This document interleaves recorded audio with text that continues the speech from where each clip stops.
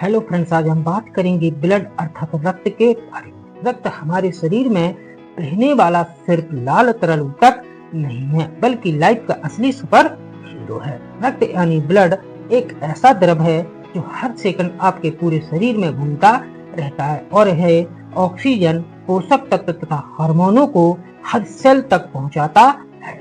और ब्लड शरीर की गंदगी अर्थात वेस्ट को शरीर से बाहर निकालने का कार्य भी करता है।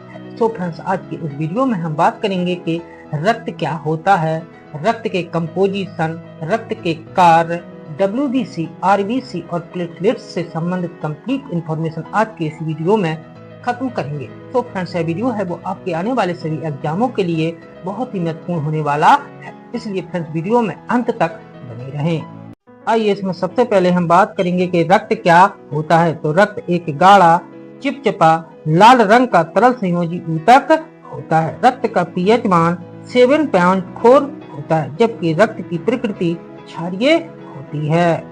एक स्वस्थ मनुष्य में औसतन 5 से 6 लीटर रक्त पाया जाता है, जबकि महिलाओं में रक्त पुरुषों की तुलना में आधा लीटर कम होता है।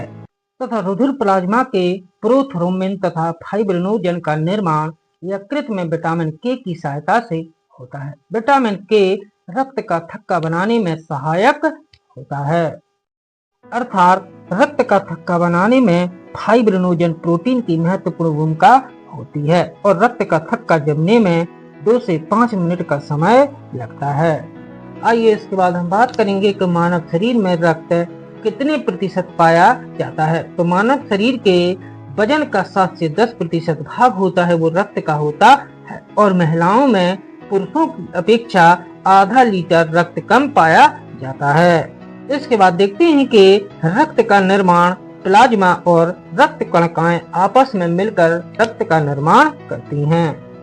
आइए फ्रेंड्स, इसके बाद हम रक्त के महत्वपूर्ण कार्यों के बारे में बात करेंगे। तो रक्त का सबसे महत्वपूर्ण कार्य है ऑक्सीजन का परिवहन करना। इसके अलावा पोषक तत्वों का परिवहन करना भी ब्लड अर्थात रक्त का महत्वपूर्ण कार्य है। रक्त हमारे शरीर के तापमान को नियंत्रित करने का कार्य भी करता है। रक्त हमारे घाव भरने में भी सहायक होता है तथा रक्त हार्मोनों का परिवहन भी करता है तथा ब्लड क्लॉटिंग में रक्त की महत्वपूर्ण भूमिका होती है तथा रक्त हमारे शरीर की इम्यूनिटी को भी मजबूत करने का कार्य करता है। इसके बाद हम बात करेंगे प्लाज्मा के बारे में। तो रक्त का तरल भाग प्लाज्मा कहलाता है।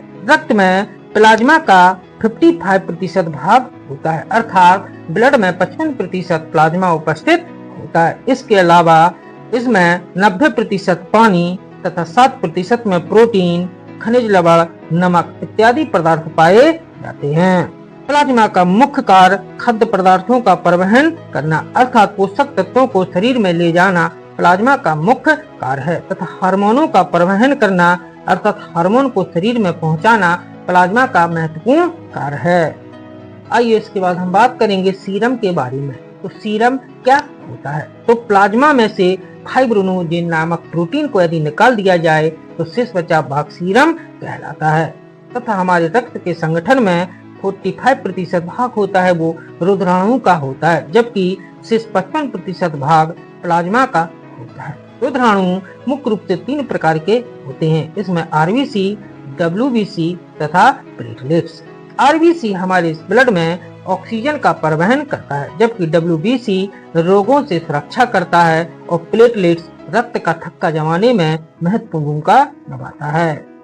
आइए इसके बाद हम बात करेंगे RBC अर्थात रेड ब्लड सेल्स, लाल रक्त कणिकाओं के बारे में। तो RBC का साइंटिफिक नेम एरिथ्रोसाइट होता है।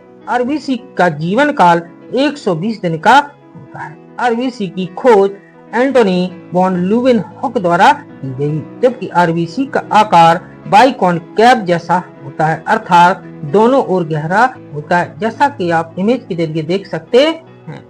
इसके बाद हम बात करेंगे कि RBC का निर्माण बोन मैरो अर्थात अस्थि मज्जा में होता है तथा RBC के निर्माण में मुख्य रूप से प्रोटीन, आयरन, विटामिन B12 और फोलिक एसिड महत्वपूर्ण भूमिका निभाते हैं, जबकि RBC का डिस्ट्रक्शन अर्थात RBC की मृत्यु लीवर अर्थात स्प्लीन में होती है। इसलिए लीवर और स्प्लीन को आरबीसी का कब्रिस्तान भी कहा जाता है।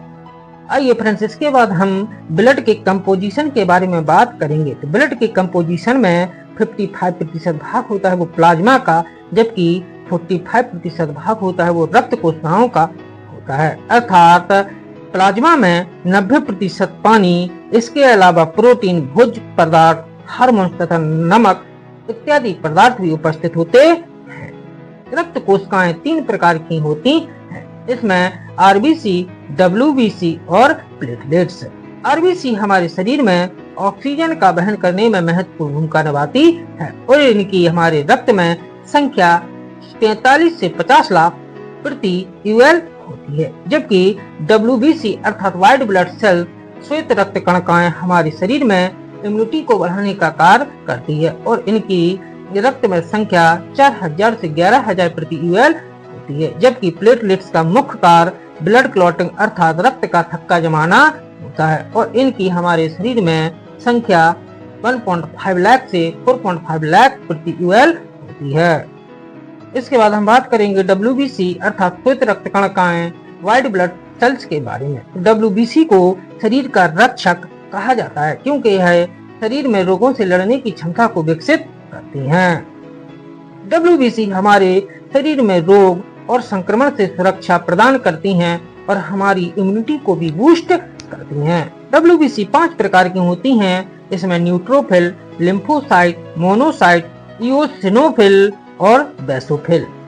डब्ल्यूबीसी का जीवन काल कुछ दिन से कुछ साल तक हो सकता है। डब्ल्यूबीसी का निर्माण बोन मैरो अर्थात अस्थि मज्जा में होता है तथा इनकी संख्या 5000 से 11000 प्रति क्यूबिक मिलीमीटर होती है।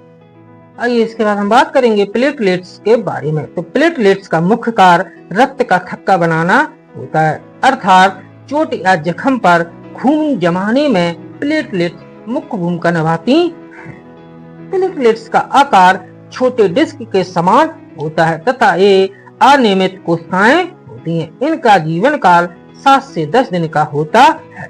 प्लेटलेट्स का निर्माण बोन मैरो में होता है तथा इनकी शरीर में संख्या 1.5 लाख से 4.5 लाख प्रति सेल यूएल होती है तथा यह मानव शरीर की रक्षा प्रणाली का महत्वपूर्ण हिस्सा है। यदि फ्रेंड्स वीडियो आपको अच्छा लगा हो तो जल्दी से एक लाइक और कमेंट देकर जरूर बताएं और ऐसे ही वीडियो पाने के लिए जल्दी से चैनल को सब्सक्राइब करें। धन्यवाद।